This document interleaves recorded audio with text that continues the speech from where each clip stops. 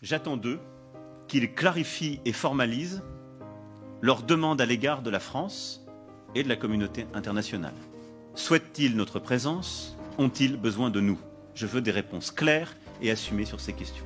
Je ne peux ni ne veux avoir des soldats français sur quelque sol du Sahel que ce soit, alors même que l'ambiguïté persiste à l'égard de mouvements anti-français.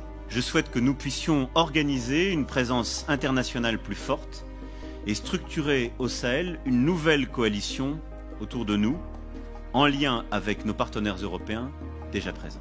Le président français demande à nos chefs d'État africains francophones de fermer nos bouches. Parce que, selon lui, nous cultivons un sentiment anti-français. Mais vous savez très bien que c'est faux. Monsieur le président Macron, il n'y a pas de sentiment anti-français ici. Ce que vous appelez sentiment anti-français, d'ailleurs, comment vous allez présenter ça?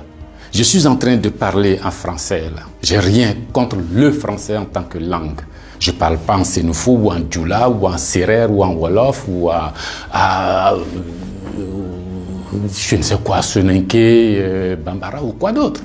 Je parle en français. Je n'ai rien contre le français. J'écris, je m'exprime, je travaille en français. Je n'ai rien contre les Français. Nous n'avons ici en Afrique francophone rien contre les Français. Ils sont nombreux, ils ont des entreprises, ils créent des emplois pour nous, ils payent des impôts. Nous sommes nombreux à travailler avec eux, à travailler pour eux. Ils travaillent souvent pour nous. Nous sommes des amis, nous nous marions, nous vivons ensemble ici comme en France sans aucune animosité. Donc, c'est pas un sentiment contre les Français ou contre le Français. Ce que vous appelez sentiment anti-français en réalité, c'est un ras-le-bol, c'est une révolte, c'est un refus de la mainmise de l'État français sur nos autorités et par ricochet sur nos économies, sur nos peuples. C'est ce que nous refusons. Les relations incestueuses entre l'État français et les États africains, c'est ce que nous refusons. Les relations de connivence entre l'État français et les États africains, c'est ce que nous refusons. Parce que simplement ces relations étouffent la démocratie, ces relations étouffent le respect des droits de l'homme, ces relations étouffent la possibilité que nous devons avoir de demander des comptes à nos dirigeants. Ces relations étouffent l'expression plurielle chez nous. Il n'y a que ce que le président dit parce qu'il est d'accord avec Paris, donc c'est ce que lui dit qui est bon. Monsieur le président, c'est ce qui nous révolte. On a le sentiment que vous êtes complice de nos chefs d'État pour nous brimer. On a le sentiment que les droits de l'homme que vous faites respecter en France, les libertés individuelles que vous faites respecter en France, la déclaration universelle des droits en France, déclaré là-bas par vos ancêtres, Monsieur le Président, on a l'impression que vous considérez que nous, en Afrique, on n'a pas droit à cela. Nous, en Afrique, on n'est pas digne de cela. Nous, en Afrique, on n'est pas suffisamment humain pour avoir les droits humains. C'est ce qui révolte cette jeunesse-là. La conséquence, vous voyez chaque jour de nombreux jeunes essayant d'aller là où les droits sont respectés, là où les libertés sont respectées, là où on a le sentiment qu'ils sont des hommes. C'est ce qu'il faut changer, Monsieur le Président. C'est ce qu'il faut changer. Vous pouvez parler 1000 fois à nos chefs d'État, vous pouvez leur donner des instructions 1000 fois, mais ça ne changera rien dans la tête des populations africaines ici, dans l'esprit des populations africaines ici. L'idée est que nous voulons redevenir des hommes libres. Nos ancêtres ont été vendus comme des marchandises par vos ancêtres. Comme des marchandises. Pendant de 1500 à 1890, c'est par là, comme des marchandises. Nous fermons les yeux là-dessus.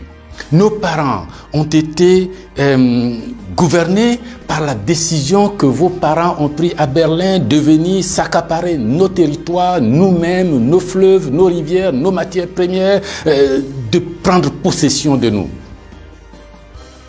Ça a duré près d'un siècle. Fermons les yeux là-dessus. Vos prédécesseurs ont considéré que nos chefs d'État devraient être juste des délégués pour eux, pour nous maintenir ici. Comment on peut avoir le sentiment français quand on descend à l'aéroport d'Abidjan? Le boulevard qu'on prend s'appelle Giscard d'Estaing. Le pont qu'on emprunte s'appelle De Gaulle. Et la route qu'on utilise pour aller à l'université s'appelle boulevard Mitterrand.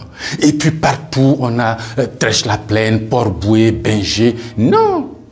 Ce que la nouvelle génération veut, ce que nous voulons, c'est l'autodétermination. Que nos chefs d'État nous rendent compte ici, qu'ils ne soient pas obligés d'aller vous rendre compte pour se donner une certaine légitimité, comme Macron est d'accord avec moi, comme Chirac est d'accord avec moi, comme le chef d'État français est d'accord avec moi. Donc ici, vous allez faire ce que je dis parce que sinon vous allez avoir des problèmes. Monsieur le Président, tant que ça durera comme ça, les gens ici auront le sentiment que l'État français est complice de leur brimade, de leur pauvreté, de leur chômage.